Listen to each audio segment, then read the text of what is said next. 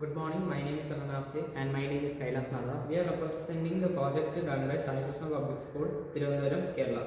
In India, most of the people run their daily life by farm. Sometimes farmers face problems like they can't take care of their product and the success rate of the farmer became less. So, an example for that is poultry farm. Poultry farm, sometimes the heat and the ammonia level is high. So we are representing the best example and best solution for it, smart poultry farm.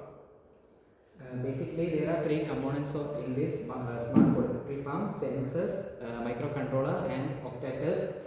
There are two sensors in this poultry farm: DHT11 and MQ135. DHT11 is used to sense the humidity and the heat present in the poultry farm.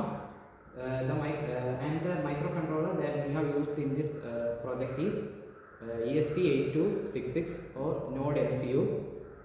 The octators that there are three octators in this project: cooling fan, exhaust fan, and heat light. When the temperature is high, the DHT11 will sense it and send the information to the microcontroller, and microcontroller will send the data to the particular operating system.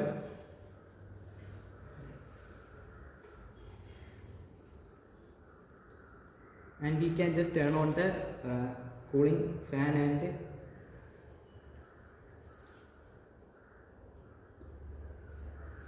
when the temperature is high, when the temperature is low, we can just turn on the heat light and the temperature will increase.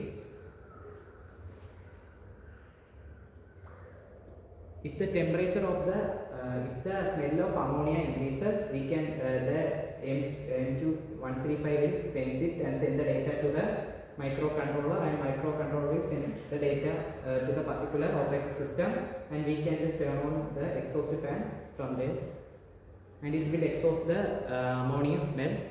Thank you.